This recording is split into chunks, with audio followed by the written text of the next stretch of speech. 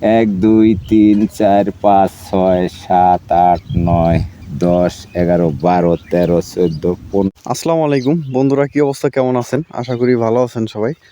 আজকে চলে আসছি নতুন আর একটা ভিডিও নিয়ে।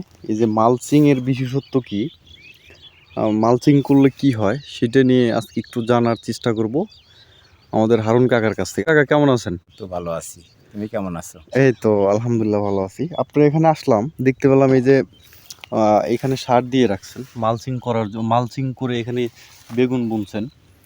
তো আমি জানতে চাই যে মালচিং এর বিশেষত্ব কি? মালচিংয়ের বিশেষত্ব হলো এই যে ঘাস, প্রথমত এই ঘাস হবে না খেতে ঘাস হবে না। কিন্তু একটা জিনিস কি করতে হবে, সবাই যদি মালচিংয়ে যদি কেউ ক্ষেত করতে চান তাহলে আগে মাটিটাকে প্রস্তুত করতে হবে সার দিয়ে, সব কিছু দিয়ে, যাতে কোনো ঢিলাবাসি না থাকে, পরিষ্কার পরিচ্ছন্নতাভাবে সুন্দর করে যদি করতে পারে তাহলে এটা অনেক লাভজনক। কী লাভজনক? যেমন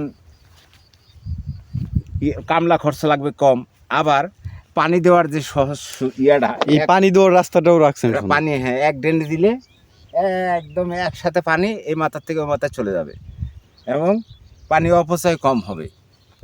ঠিক আছে, বুঝতে পারলাম। আর দ্বিতীয়ত এই মালচিংয়ের কারণে যে ফসলটা হবে, ফসলটাও কিন্তু ওই কালার সুন্দর থাকবে। গাছ যে দেখেন বেগুনের কালারটা দেখেন কত সুন্দর হয়েছে বেগুন গাছটা। ওই জায়গাও দুইটা আছে, ওগুলো কালারটা সুন্দরই হয়েছে। তো একটা বললেন, মানে এইটার যদি টিপস থাকতো যে অনেক দর্শকরা তো মালচিং করতে চায়, মালচিং করে বিভিন্ন ধরনের চাষ করতে চায়।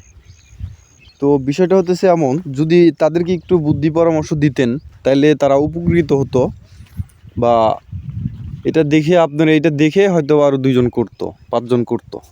আচ্ছা, এটা খুবই সুন্দর কথা। যদি কেউ মালচিংয়ে করে তাহলে অনেক দিক দিয়েই খরচ তার কমে যাবে এবং সেই ফসল খুব সুন্দর হবে।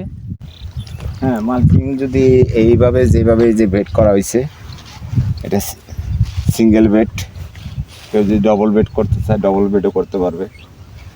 সিঙ্গেল বেডটা করতে হইলে মাটি প্রস্তুত করতে হবে, আগে সার, সব কিছু, কীটনাশক সব কিছু দিয়ে মাটি প্রস্তুত করতে হবে, যাতে মাটিতে কোনো ধুলা কালা না থাকে, না থাকে, ঢিলা না থাকে। তাহলে মানে মোটা চাকাগুলো মাটির যেন চাকা না থাকে। আর এটারে সঠিকভাবে বিছানো এবং সঠিকভাবে ছিদ্র করা, সঠিকভাবে গাছ লাগানো যদি করতে পারে তাহলে অবশ্যই এটা লাভজনক। পুরোটা গাছ যদি আপনাদেরকে দেখাই, দেখেন মালচিং কত সুন্দর করে করছে। এখানে কতটুকুন জমি আছে? এখানে আমার তো মাপা নাই, 16টা বেড করছি আমি। 1 2 3 4 5 6 7 8 9 10 11 12 13 14 15টা বেড। 15 বেডে আপনার 15টা বেড করছি, এক একটা বেডে 20টা করে চারা আছে। আচ্ছা কাকা, এখানে তাতে যদি একজন মানুষ 33% মানে 1 বিঘা জমি যদি সে করে মালচিং করে, বেগুন চাষ আর যেই চাষের কথাই বলেন, সেক্ষেত্রে তার লাভ ক্ষতি এবং কি হতে পারে? লাভ অবশ্যই হবে, কেন এটার গুণাগুণে যে লাগবে কম। ঘাস এখানে তো এখন এরকম ছিল না, এটা করতে আমার অনেকগুলা করতে হয়েছে। গাছের স্মুথ দেখেন, গায়ে সুন্দর পরে খরচ করতেছি, যেন এগুলোর মধ্যে ঘাস এই বন্ধ হয়ে গেছিল। এই জায়গায় গিরে সমান উপরে ঘাস হয়ে গেছিল। ঠিক আছে, এগুলো পরিষ্কার করতে আমার অনেকগুলো লেবার খরচ হয়েছে, যে এখনো ঘাস দেখা যাচ্ছে যে যদি ঠিক সঠিকভাবে না হয়, আমি সঠিকভাবে করতে পারিনি, তা সঠিকভাবে আগামীতে যদি করি তাহলে হয়তো দেখাতে পারবো যে মালচিংটা কি। কেন এবার আমি পরীক্ষামূলকভাবে এখানে করতেছি। তবে আমি যতটুকুন জানি মালচিং করলে অবশ্যই ফসল বেশি হবে। অবশ্যই এইটার সম্বন্ধে আপনার আইডিয়া কি? ফসল বেশি হবে এবং কি ফসলে পোকামাকড় কম লাগবে হুম। এবং কি এই ইয়াতে অনেক অনেক দিক দিয়ে সুবিধা আছে, পানি কম লাগবে।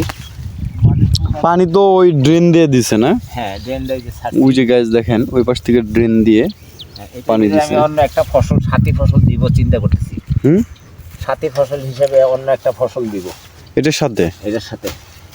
এখানেই ধনিয়া আছে না? হ্যাঁ, ধনিয়া। ধনিয়া পাতা, এই যেটা এখন মাটিটা জো হইলে হ্যাঁ, এখানে ধনিয়া দিয়ে দেবো। তাই না? এখানে যা যেগুলো খালি মিচ আছে না, এগুলো সব আমি খিরা লাগাই দিছি। এখানে সব খিরাই। খিরা দিছেন, যে যেটা ফাঁকা দেখা যাইতেছে বেগুন বাদে, মানে শসা দিছেন। হ্যাঁ, শশা খিরাই। মালচিং এর মধ্যে শসা। তবে শসা সম্ভবত ভালো হবে না। হ্যাঁ, শসা আরো বেশি সুন্দর হবে। তবে বেগুনের যে গাছ দেখতে পেলাম কাকা, এই যে বেগুন গাছটা দেখেন গাইস, এটা দেখেন বেগুনের যে গাছটা দেখলাম সেটা অনেক স্মুথ, অনেক সুন্দর। একটা পাতাও হচ্ছে আপনার কালো হয় নাই। আপনাদেরকে যদি একটু দেখানোর চেষ্টা করি, দেখেন কি সুন্দরভাবে হয়েছে। হ্যাঁ, গাছের মধ্যে কোনো ইয়ে নাই, লাল কোনো পাতা নাই, সব কালো। আর ফল দেখছেন, এই যে ফুল আসতেছে, বেগুন ধরবে সম্ভবত কি কাকা? এই যে ফুল দেখেন, ধরার সম্ভাবনা আছে। আগামী 15 দিনের ভিতরে ইনশাল্লাহ আশা করি রোজার ভিতরে উঠবে। বেগুন উঠবে নাকি? হ্যাঁ, রোজার ভিতরে চেষ্টা করতেছি আল্লাহ যদি। আচ্ছা, এই বেগুন গাছ লাগাইছেন কতদিন যাবত? বেগুন গাছ সঠিক আমার নেই, তাও প্রায় 1 মাসের উপর হয়ে গেছে। 1 মাসের উপরে হয়ে গেছে বেগুন গাছ লাগাইছেন। ও আচ্ছা আচ্ছা, বুঝতে পারছি। তার মানে যদি রোজার মধ্যে করে তাহলে 1.5-2 মাসের মধ্যে কমপ্লিট হয়ে যাবে। হ্যাঁ, একদম রোজার মধ্যে উঠবে এটা। এখন মতামত কি যে আপনার মালচিং করে যে আমার ভালো পরিমাণ লাভ হবে বা ক্ষতি হবে, এরকম কোনো আছে কি না? যদি বাণিজ্যিকভাবে করতে চায়, হুম। মালচিং যদি সে করতে পারে অবশ্যই লাভ হবে। মানে এটা একটা লাভজনক বিধয়। এইটা কৃষিবিদেরা যারা যারা এটা সম্বন্ধে পরীক্ষা করে দেখছে, হুম। তাতে দেখা গেছে এটার বেশি, এটার ফলনও বেশি, এটার খরচ অনেক দিক দিয়ে কম। অমন করতেছেন এর মধ্যে যেন ছাপ থাকলে কিন্তু কামড় দিবে। সাপে আর কি করবো, আমার মৃত্যু যদি ওই সাপের কাছে থাকে তাহলে অবশ্যই আমার সাপে কামড় দিবে, এগুলো Guys, চিন্তা করি না। আর কাকা তাহলে থাকেন, আজকের মতো এখানে বিদায় নিচ্ছি। সবাই ভালো থাকবেন, সুস্থ থাকবেন। আল্লাহ হাফেজ।